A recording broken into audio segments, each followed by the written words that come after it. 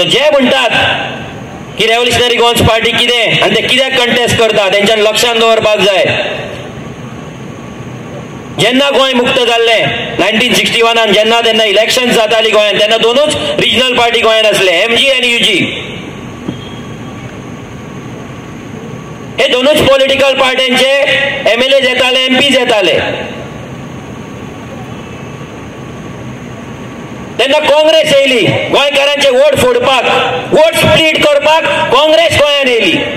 गोंयकारांची मतां घेवपाक ही नॅशनल पार्टी गोंयांत येयली. तेंच्यांनी गोंयकारांची मतां घेवपाक चालू केली. 1989 BJP येयली. तेंच्यांनी नॅशनल पार्टीन गोंयकारांची मतां घेवपाक चालू केली. तेंच्यांनी रिजनल पार्टी काबार केले. BJPन MGPक खाल्ली आनी काँग्रेसीन UGक खाल्ली.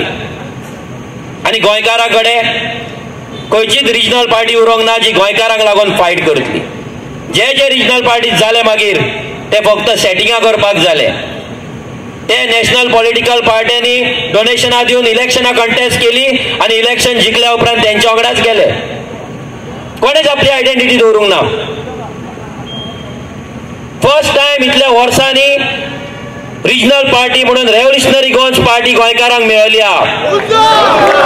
जो वोट शेअर हे नॅशनल पॉलिटिकल पार्ट्यांनी घेवन गेला आमच्या कडल्यान, तो वोट शेअर परतो आमच्या कडेन हाडपाचें काम रेव्होल्युशनरी गोवन्स पार्टी करतली. आमी कोणाचे वोट स्प्लीट करपाचे ना. आमी आमच्या हक्काचे वोट जेंच्यांनी चल्ला ते परत हाडपाचें काम आमी करतले. आमी गोंयकारांची पार्टी आसा, आमी गोंयची पार्टी आहा, ह्या माय गोंयची पार्टी आहा. आमकां हायकमांड लागना दिल्लीचो. आमची डिसिजनां गोंयांत जाता, गोंयकारांक वांगडा घेवन जाता. तुमचे कॅन्डिडेट पासून वयर डिसायड जाता, तुमचे पॉलिसीज वयर डिसायड जाता, तुमचे बॅनर कितें प्रिंट करतले वयर डिसायड जाता. आनी तुमी सांगता गोंयांक लागून आमी काम करतले म्हणून.